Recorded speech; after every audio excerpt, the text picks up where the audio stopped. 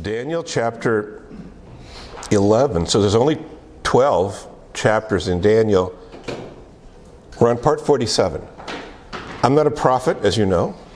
I wouldn't be surprised though if we'll get to somewhere around part 52, maybe further. So we'll spend at least a year in Daniel. And I told Cheryl on the way over to church today, I said, once we're through with Daniel, no more obscure prophetic books for a long time. Because this has about killed me. I have never gotten in this depth. And obviously, if you've been here, you know I haven't covered everything that's in here. We've just kind of hit certain things. And that's, again, what we'll do tonight. I'm not going to cover everything in these verses, but we're going to introduce them and talk about some pretty interesting things. So let's begin in Daniel 11 by reading verse 2. And now, this is the angel talking to Daniel. And now I will show you the truth. Behold, 3 more kings shall arise in Persia, and a 4th shall be far richer than all of them. And when he has become strong through his riches, that's the 4th king, he shall stir up all against the kingdom of Greece. Now, I just want to warn you, tonight you're going to get a tremendous amount of detail concerning ancient history. So if you don't like history, you're not going to like tonight. If you're like me and you like history, it's going to be fantastic. Because essentially what God is doing here, he's showing Daniel in these verses a summary, I would call it that, I think, of the main events to come in the future of the Persian Empire and of the Greek Empire, which at this point was still not an empire. And so if you've been paying attention here, then you would know that when Daniel has the vision here, this is the last vision he has from God that we know about anyway. He's an old man, and he's living in the Persian Empire. He had been in Babylon, right? The Babylonians had been defeated by the Medes and the Persians, and so now it's the Persian Empire. He's still in the city of Babylon, and the region is now called Babylonia. It's a region of the larger Persian Empire. And so he's living in the Persian Empire, and Cyrus was the name of the king that he served. And according to the vision we just read here in verse 2, after Cyrus, there would be 3 more kings that would arise in succession over the Persians. And then there would be a 4th Persian king, and he would be richer and more powerful than the others who had come before him. And this 4th king, we just read it, he would bring the Persian Empire into a conflict or a war with Greece. So this 4th king would have been Xerxes the first. The King James calls him Ahasuerus. And the reason you would know him from the Bible is because he was the husband of Queen Esther, like the book of Esther. And so historians tell us that the Persian Empire reached its height, the peak of its strength and its influence under him, under Xerxes the first. He was very, very strong, very, very ambitious. But one of the great mistakes he made was in deciding to have a war with Greece, because so the main conflict between his navy and the Greek navy came at the Battle of Salamis, and they lost. The Persians lost, which was very, very unexpected, and that actually led to the decline. It took place over many, many years, but it was that battle that took them from the peak of their power into a slow decline, and they never really recovered from it. And then, of course, history tells us after Xerxes there were a few more kings that came, but really the Bible doesn't talk about them because they were very much minor figures.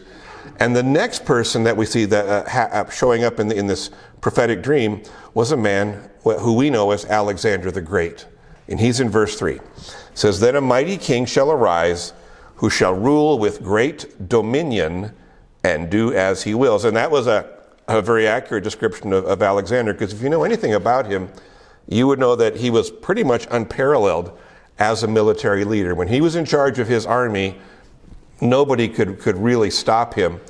But the thing about his life that surprises so many, or would have surprised so many people back then, was that he died young. He was 33 years old. He had conquered most of what he would have said to be the known world, the Mediterranean basin and huge parts of North Africa. He dies at 33 years old. They say he died of a fever. They don't know what caused it. He's just suddenly gone.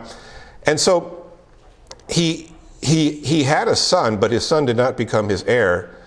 And instead, his empire was divided among his 4 main generals. He had 4 large army groups, and each of the generals over those army groups took a portion of his kingdom. And here's what's interesting. None of those men were related to him. They weren't family members. They weren't brothers, sons, anything. And that's exactly what this prophecy predicted. Let's see it in verse 4. And as soon as he has arisen, his kingdom shall be broken and divided toward the 4 winds of heaven, but not to his posterity. In other words, it won't go to his sons, nor according to the authority with which he ruled, for his kingdom shall be plucked up and go to others besides these. So the 4 winds of heaven, that's the image that describes these 4 generals, each getting a part of his kingdom. Now, there are 2 main kingdoms that come out of this in terms of how Alexander's legacy affects Israel, and that's what I want to focus on just for a minute. There was the kingdom known as the kingdom of the Ptolemies, with a P, looks like Ptolemies, and then there was the kingdom known as the Seleucids.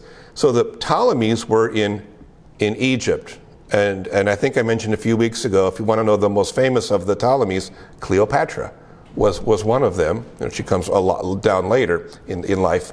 And then the Seleucids, their kingdom was centered in Assyria and, again, the region known as Babylonia. And if you were to in Israel, geographically, if you were in the borders of Israel, you would have seen then the Ptolemies would be to the south, because geographically, if you look at it in an atlas, Egypt is to the south and west of Israel, and then the Seleucids would be to the north. Syria is to the north of them. Babylonia, or modern-day Iraq, is to the north of them. And this is, again, all foretold in the passage. Let's go to verse 5 and the beginning of verse 6. Then the king of the south shall be strong, but one of his princes shall be stronger than he, and shall rule. And his authority shall be a great authority.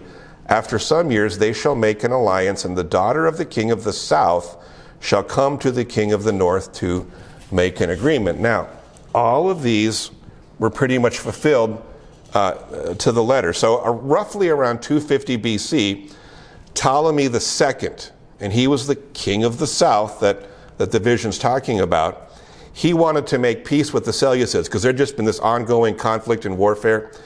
And he wanted to make peace, so Ptolemy II wanted to make peace with Antiochus II, not Antiochus IV Epiphanes, who we've talked about earlier. This is before the 4th.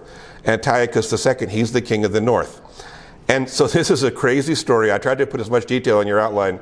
And you should, if you ever want to have interesting history, read this story in detail on the internet somewhere. This is the craziest thing.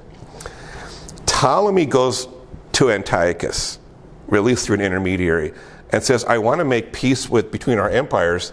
And so what I'd like you to do, Antiochus, is marry my daughter Berenice. Well, the political marriages were not uncommon back then. In fact, they still happen to some degree in certain parts of the world. But the problem was Antiochus II was already married. Right? His wife was named Laodice.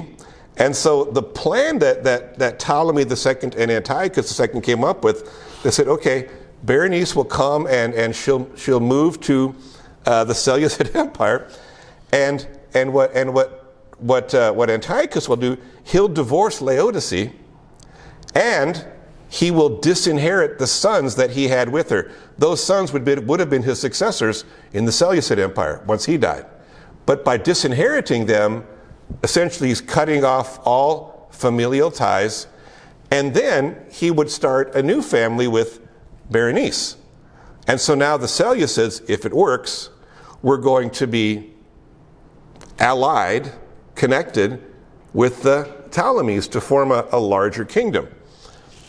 And so Berenice, while Antiochus II is still married, she moves from Egypt to where Antiochus is, essentially moves into the palace and becomes his mistress. Now, that was not uncommon back then. Kings and rulers, you remember King Solomon, right? Was it 300 wives, 700 concubines, some crazy number? This was not uncommon, and many of those were political alliances. So it wouldn't have been a scandal. It wouldn't have been a shock to anyone that this was happening. And so she comes in, she moves into the palace, she becomes his mistress, and she gets pregnant. And Antiochus' wife, Laodice, is fine with this arrangement. She would have had no problem with him having other women in his life.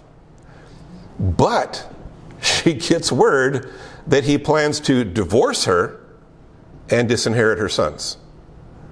At which point she did what any woman would do. She had him poisoned. I'm just having fun. I hope I'm having fun. Francis says, no, I do that. No, she has him poisoned. And get this, she also has Berenice's baby poisoned, because she wants to protect the position of her sons in the kingdom. And it's a terrible thing she did, but I understand it. I'm not saying she should have, but I understand it. And so this is going on, this tremendous upheaval in the Seleucid kingdom. And around the same time, Berenice's father, Ptolemy II, he dies in Egypt. And his son, Ptolemy III, it makes it really easy to remember these guys, 1, 2, 3, right? Ptolemy III takes his place, and so that's Berenice's brother, remember she's just been murdered, he invades the Seleucid kingdom. He's like, okay, if we're not going to get peace through this alliance because of what Laodice did, then I'm going to do this by war. He invades the Seleucid kingdom, heads right to the capital city, conquers it, and basically loots the capital city, loads up all the valuables, all the gold and gemstones and precious things like that, takes them back to Egypt. And again, it's all happening pretty much as this angel had told Daniel in the vision. Let's go back and read it, that verse 6 again, and this time we'll go through verse 8. And remember, this is written years and years before it happened.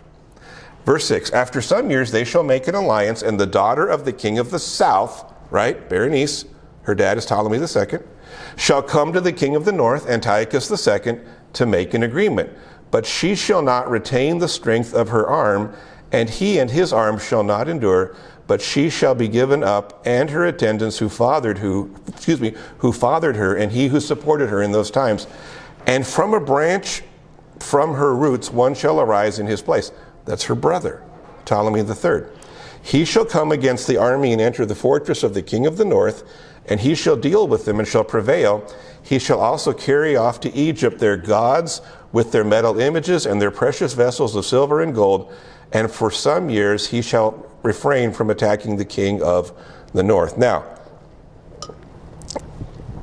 I don't know if next week I'll go into more detail about verses to come. I might. But essentially tonight, I just wanted to focus on this story to introduce where this is going. But if you go on reading, beginning around verse 9 and all the way through verse 34, you kind of see the same kind of pattern happening. Predictions, and they're all fulfilled by and confirmed by later historians. So essentially there was, between the Seleucids and the Ptolemies, there were 16 rulers, or you could call them kings. And if you read verses 9 through 34, you're going to find 13 of them mentioned, not by name, but by description. And that's a degree of accuracy that's really amazing. And obviously, no one could have done that except God, because no one knows the future. And again, I'm not going to read through it all for the sake of time, but this all begins back in 322 BC when Alexander the Great dies, this part of the text here. And it finally ends in 175 BC when Seleucus IV is assassinated. And when you read through the verses, what you see is this. It's like it's not a straight linear line of history. It's almost like a circular repetition, because the names change, but what doesn't change is what's happening. It's a sequence of wars. It's a sequence of political conflicts, and they never really reach a conclusion, because what would happen is the balance of power would constantly go back and forth. Right now it would be the Seleucids who have the upper hand, and then it would be the Ptolemies, and then it would be the Seleucids, and it's because they were never satisfied with whoever was out of power or had the weaker position would build up their strength to attack and reassert their dominance.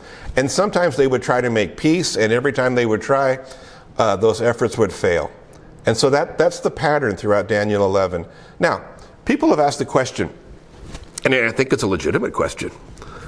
Why was Daniel who's like in his 80s. Why was he given all this detail about the future? Well, obviously, it wasn't for his benefit. He's a very old man. He's got a few years in this life left, and then he's going to be gone. So obviously, it had to have been, number one, for the benefit of the Jewish people, and ultimately, number two, for us, the people that would come in God's kingdom throughout history, so we can have the right perspective on history. Because you remember something Jesus said, that we're going to hear about wars and rumors of wars, right?